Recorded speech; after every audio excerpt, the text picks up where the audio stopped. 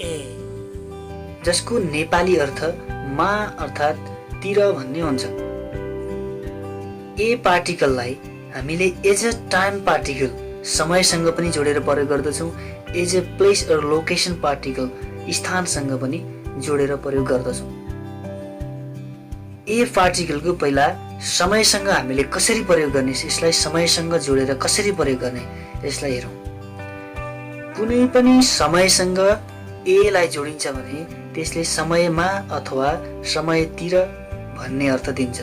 जस्तै थुसी प्लस ए थुसिए 2 बजे अर्थात् 2 बजेतिर। सेसी प्लस ए सेसिए 3 बजे अर्थात् 3 बजेतिर। छन्याक प्लस ए छन्यागे साँझ अर्थात् साँझतिर। आछिम प्लस ए आछिमे बिहान अर्थात् बिहानतिर। हामीले यसरी ए पार्टिकललाई समयसँग जोड्न सक्दछौँ। यसलाई हामीले केही उदाहरणहरू हेरौँ, केही वाक्यहरू हेरौँ जसमार्फत हामी ए पार्टिकललाई कसरी प्रयोग गर्ने, यसले वाक्यमा कस्तो अर्थ दिन्छ भनेर प्रष्ट गरी बुझ्न सक्नेछौँ।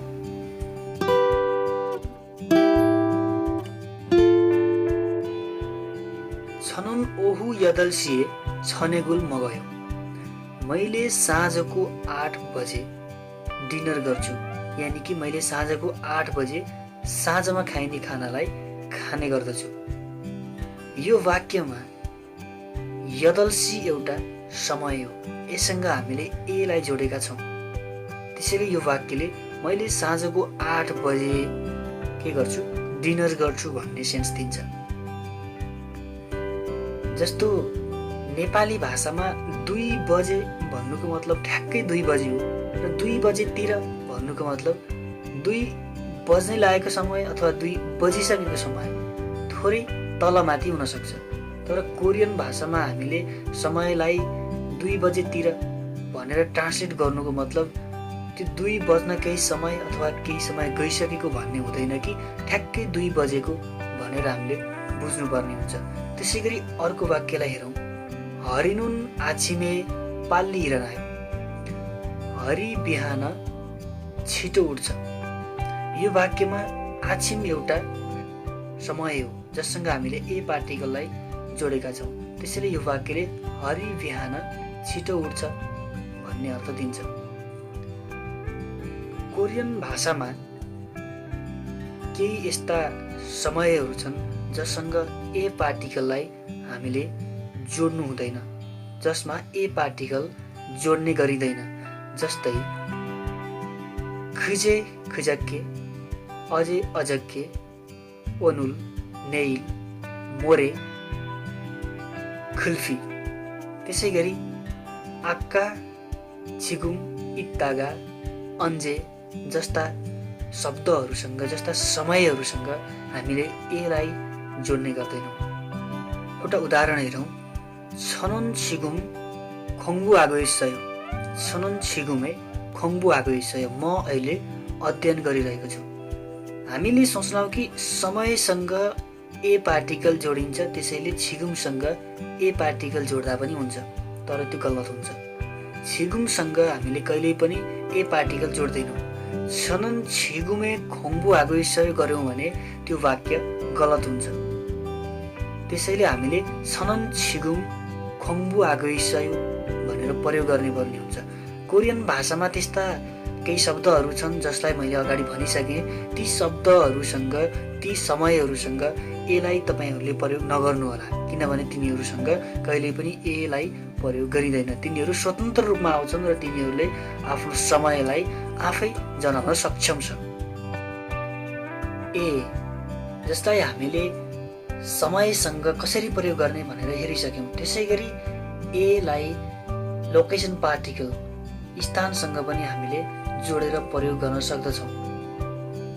कुनै पनि स्थानसँग ए लाई हामीले जोड्यौँ भने यसले स्थानमा अथवा स्थानतिर भन्ने अर्थ दिन्छ। कुनै पनि ठाउँमा कसैको अथवा कुनै चिजको उपस्थिति छ छैन भन्नुपर्दा, अर्थात् कुनै ठाउँमा कोही बस्छ, जीवनयापन गर्छ भनेर भन्नुपर्दा ए लाई स्थानसँग जोडेर प्रयोग गरिन्छ, जसको अर्थ स्थानमा भन्ने हुन्छन्। जस्तै सामुसिल प्लस ए सामुसिरे अफिसमा, छिप प्लस ए छिबे घरमा, हाक्यो प्लस ए हाक्योए स्कुलमा, वैसा प्लस ए वैसाए कम्पनीमा। कुनै पनि स्थानलाई केन्द्रबिन्दु मानेर जाने आउने काम हुन्छ भने हामीले त्यो स्थानसँग ए लाई प्रयोग गर्ने गर्दछौँ, जसको अर्थ स्थानतिर भन्ने हुन्छ। जस्तै सामुसिल प्लस ए सामुसिरे अफिसतिर, वैसा प्लस ए वैसाए कम्पनीतिर, छिप प्लस ए छिबे घरतिर। अब हामीले सोच्न सक्छौँ कि वैसा प्लस ए वैसाए कम्पनीतिर पनि हामीले भनेका छौँ र कम्पनीमा पनि हामीले भनेका छौँ। मैले पहिल्यै भनिसकेको छु कि कुनै पनि ठाउँमा कुनै कुराको उपस्थिति छ छैन भनेर जनाउनु पर्दा, कोही मान्छे बस्छ अथवा जीवनयापन गर्छ भन्नु पर्दा ए हामीले स्थानसँग जोड्ने गर्छौँ, जसको मतलब स्थानमा भन्ने हुन्छ। भने कुनै पनि स्थानलाई केन्द्रबिन्दु मानेर जाने आउने काम हुन्छ भने हामीले स्थानसँग ए लाई प्रयोग गर्छौँ, जसको अर्थ स्थानतिर भन्ने हुन्छ। यसलाई हामीले केही उदाहरणहरूबाट मार्फत प्रष्ट गरी बुझ्नेछौँ। उदाहरणहरूलाई एनालाइज गरौँ, हेरौँ, यसबाट चाहिँ हामी ए लाई कुन अर्थमा प्रयोग गरिएको छ भनेर प्रष्ट गरी बुझ्न सक्षम हुनेछौँ। हरिगा छिबे ईसयो, हरि घरमा छ। यो वाक्यले हरिको उपस्थितिलाई फोकस गरेको छ। हरि कहाँ छ? घरमा छ। त्यसैले हामीले छिपसँग ए लाई जोडेका छौँ। यो वाक्यमा हरिको उपस्थिति जनाएको कारणले ए लाई माको अर्थमा लिने गर्दछौँ। अर्थात् यो वाक्यले हरि घरमा छ भन्ने अर्थ दिन्छ। अर्को वाक्य हेरौँ। छनुन छिगुम सामुसिरे अफसयो, म अहिले अफिसमा छैन। यो वाक्यले पनि मेरो उपस्थितिलाई फोकस गरेको छ, यानि कि म अफिसमा छैन भन्ने कुरालाई यसले जोड दिएको छ। यो वाक्यमा सामुसिलसँग ए जोडेका छौँ। यसले पनि अफिसमा भन्ने अर्थ दिन्छ, किनभने यसले पनि उपस्थितिलाई फोकस गरेको छ। त्यसै गरी अर्को वाक्य हेरौँ।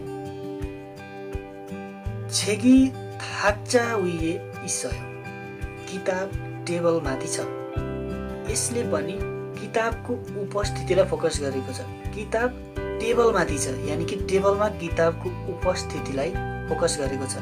त्यसैले थाक्चा उइ प्लस ए थाक्चा उइ, जसको अर्थ टेबलमा भन्ने हामीले बुझ्नु पर्दछ। त्यसै गरी अर्को वाक्य हेरौँ। छनुन नेफारे सारायो, म नेपालमा बस्छु। यो वाक्यले मेरो जीवनयापन यानि कि मेरो बसाइलाई फोकस गरेको छ। त्यसैले हामीले नेपालसँग ए लाई जोडेका छौँ, जसको अर्थ नेपालमा भन्ने हुन्छ। त्यसै गरी अरू केही उदाहरणहरूलाई हेरौँ। जस्तो कि छनुन वेसाए खायो, म कम्पनी जान्छु, अर्थात् म कम्पनीतिर जान्छु। यो वाक्यले एउटा डेस्टिनेसनलाई जनाएको छ, अर्थात् कम्पनी एउटा ठाउँ हो जसलाई केन्द्र बनाएर म जाने काम गरेको छु। त्यसैले वेसासँग ए जोडिएर आएको छ, जसको अर्थ यसमा कम्पनीतिर भन्ने हुन्छ। रामुन छिबे खायो, राम के अर्थ घरतिर जान्छ, अर्थात् राम घर जान्छ। यो वाक्यमा एउटा डेस्टिनेसनलाई फोकस गरेर राम के गरेको छ? जाने काम गरेको छ। त्यसैले यो वाक्यमा छिपसँग ए जोडेका छौँ, जसको अर्थ घरतिर भन्ने हुन्छ। छनुन नेन्याने हान्गुगे खालकयो, आगामी वर्ष म कोरिया जानेछु। यहाँ कोरिया यानि कि हान्गुकसँग ए लाई जोडेका छौँ। म के गर्नेछु? जानेछु। कोरियालाई केन्द्र मानेर म के गर्नेछु? जानेछु। त्यसैले कोरियातिर अर्थात् कोरिया जान्छु भन्ने अर्थमा हामीले यसलाई लिनुपर्छ। यसरी ए पार्टिकललाई हामीले समयसँग र स्थानसँग जोडेर प्रयोग गर्न सक्दछौँ। यो कक्षा लिइसकेपछि तपाईँले ए पार्टिकललाई कसरी स्थानसँग र कसरी समयसँग जोड्ने यो तपाईँले बुझ्नुभयो, सिक्नुभयो भन्ने अपेक्षा म गर्दछु। यदि तपाईँले बुझ्नुभएको छैन भने 2 पटक हेर्नुहोस्, 3 पटक हेर्नुहोस् र यसलाई प्रयोग गरिरहनुहोस्, बार बार प्रयोग गर्नुहोस्, तपाईँले अवश्य पनि जान्नुहुनेछ। आगामी दिनमा पनि आजको जस्तै विशेष कक्षाहरू लिएर हामी तपाईँहरूमा आउने नै छौँ। आजको कक्षा तपाईँलाई कस्तो लाग्यो प्रतिक्रिया दिन नभुल्नुहोला र तपाईँले मेहनत चाहिँ जारी राख्नुहोस्। दैनिक जीवनमा यी चिजलाई प्रयोग गरिराख्नुहोस्, सम्झिने प्रयास गर्नुहोस्, बोल्ने प्रयास गर्नुहोस्, लेख्ने प्रयास गर्नुहोस्। तपाईँले यसको प्रयोगलाई सहजसँग गर्न सक्नुहुनेछ। अर्को कक्षामा भेटिनेछौँ। राम्रोसँग समय बिताउनु होला, खुश रहनु होला। थासी मान्न यो